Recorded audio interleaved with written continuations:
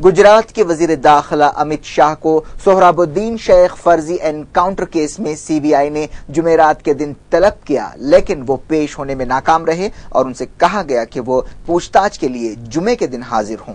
Amit Shah chief minister Narendra Modi के करीबी आदमी बताए जाते हैं। ये पहला मौका है जब फर्जी एनकाउंटर के केस में रियासत के वजीर को तलब किया गया है। गुजरात पुलिस ने सोहराबुद्दीन शेख को नवंबर 2005 में अहमदाबाद के करीब हलाक कर दिया था। सीबीआई ने गुजरात के मुमलिकती वजीर दाखिला अमित शाह को दूसरा समन जारी करते हुए उन्हें हिदायत दी कि वो जुमे के दिन एजेंसी के दफ्तर में पेश हों। अमित शाह गुजरात के मुमलिकती वजीर दाखिला हैं जो जुमेरात के दिन मुकर्ररा वक्त तक यानी दोपहर 1 बजे तक पेश होने में नाकाम रहे। उनसे कहा गया कि वो जुमे के दिन 1 बजे एजेंसी के दफ्तर में हाजिर हों। दाखिला का कलमदान नरेंद्र मोदी के पास है और अमित शाह उनके जूनियर वजीर हैं। अमित शाह की तलबी को नरेंद्र मोदी के लिए एक धक्का समझा जा रहा है।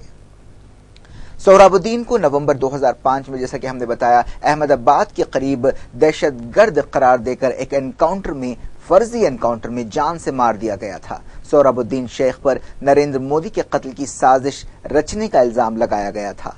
सोहराबुद्दीन शेख, उनकी बीवी कौसर बी को बस से उतार लिया गया था और किसी नामालूम मकाम पर ले जाया गया था, जिसके कुछ दिन बाद सोहराबुद्दीन शेख के अलावा उनके साथी तुलसी राम प्रजापति और उनकी बीवी कौसर बी को भी हलाक कर दिया गया था। 2007 में सोहराबुद्दीन के भाई रबाबुद्दीन ने सुप्रीम कोर्ट में दरखास्त दाखिल करते हुए इल्जाम लगाया था कि उनके भाई को फर्जी एनकाउंटर में हलाक किया गया है, जिसकी सीबीआई तहकीकात करानी चाहिए।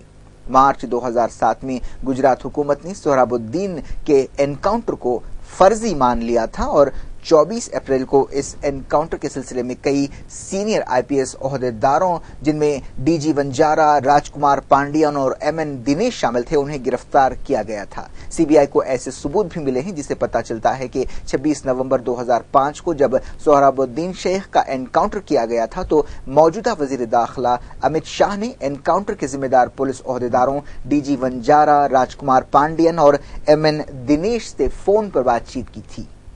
कांग्रेस पार्टी ने अमित शाह को सीबीआई की तरफ से तलब करने पर रिएक्शन देते हुए कहा कि इससे हकायक सामने आएंगे।